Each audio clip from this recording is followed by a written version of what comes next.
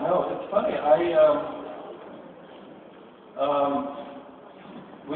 Jeff and I were just saying, we were here with the Big Lebowski, but Jeff was not here. That was just, no, that's the last time we were in Berlin. We had a great time.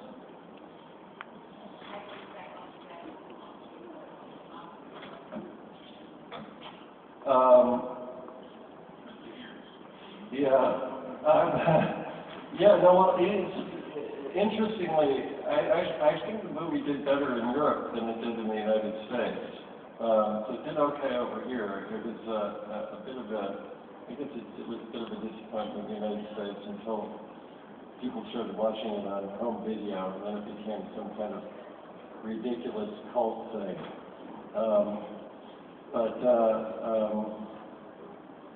Yeah, this one is a different animal. Weird.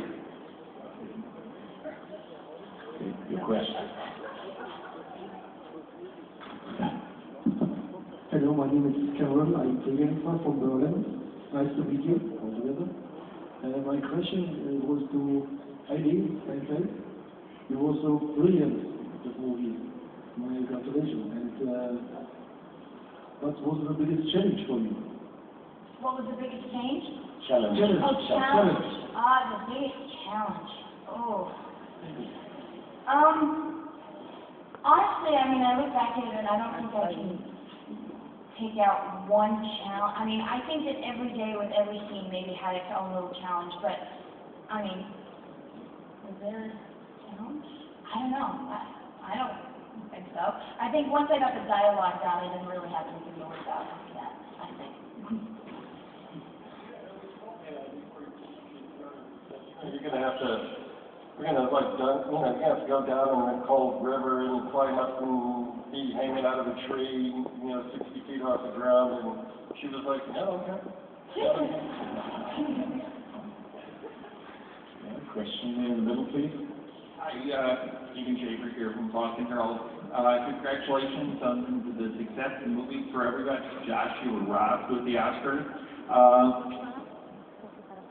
Anyway, why do you think this movie has become the biggest you've ever made? From the cast or the Coen? Why do you think it clicked? When it opened, I don't think anybody expected it to be this kind of a smash, which looks great for its European release.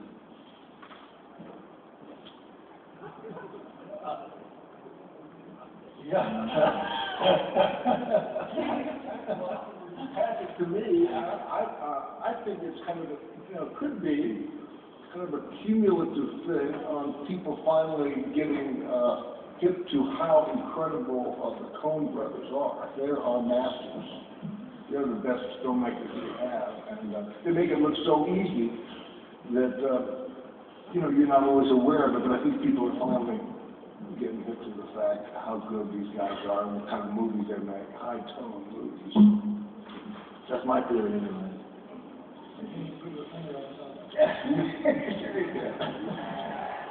Yeah, please. I'm Christine Oranger, magazine Séquence, Montréal. My question, I have two questions. One for the director. Whenever I see your films, I feel that you're exploring the depths of ordinary cruelty in our modern life. And now in this film, you go to times that were truly harsh, where death was part of every day. My question is, what's your interest in that violence? It seems that from film to film recently, the corpses accumulate. What's your fascination with that? It stems from what within yourself? And the question to the actors, the dialogue and the writing is very involved, sometimes almost biblical. There's a lot of details in the way that the dialogues are being constructed, a lot of vocabulary. How did you work with that together to make it sound so real?